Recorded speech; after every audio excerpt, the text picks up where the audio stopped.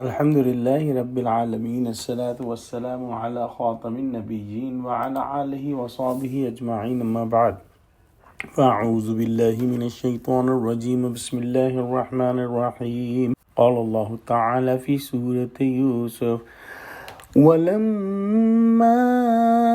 دخلوا على يوسف آوى إليه أخاه قال إني أنا أخوك فلا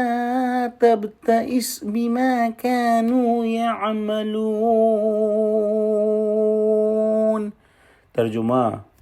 اور جب وہ لوگ یوسف کے پاس پہنچے تو یوسف نے اپنے حقیقی بھائی کو اپنے پاس جگہ دی اور کہا کہ میں تمہارا بھائی ہوں، تو جو سلوک یہ ہمارے ساتھ کرتے رہے ہیں اس پر افسوس نہ کرنا۔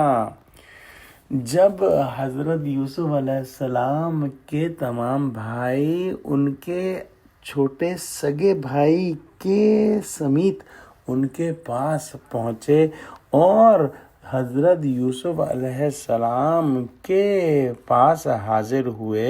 تو حضرت یوسف علیہ السلام نے اپنے چھوٹے حقیقی بھائی بنیامین کے ساتھ ممتاز معاملہ کیا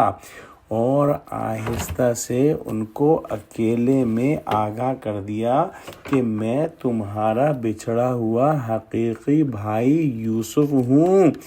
اور جو مظالم یہ ہمارے علاتی بھائیوں نے ہم پر کیے ہیں کہ مجھے باپ سے اور چھوٹے بھائی سے جدا کر کے کنویں میں ڈال دیا اور غلام بنا کر بیچ ڈالا، اور ہمارے باپ اور بھائی وغیرہ کو جو جدائی کا صدمہ ہے اس میں مبتلا کیا، یا پھر اب تک یہاں آتے آتے تمہارے ساتھ جو بھی سختی کا معاملہ کیا ہوگا، ان تمام باتوں سے تم غمگین مت ہونا۔ اب وقت آ گیا ہے کہ ہمارے سب غم غلط ہو جائیں اور سختیوں کے بعد اللہ سبحانہ و تعالی ہم کو راحت اور عزت نصیب فرمائے۔ حضرت شاہ صاحب لکھتے ہیں کہ اس بھائی کو جو یوسف نے بڑی آرزو سے بلایا، اوروں کو حسد ہوا، یعنی دوسرے بھائی حسد میں مبتلا ہوئے اور اس سفر میں اس کو بات بات پر جھڑکتے تھے چھوٹے بھائی کو اور تانے دیتے تھے۔ اب حضرت یوسف علیہ السلام نے تسلی کر دی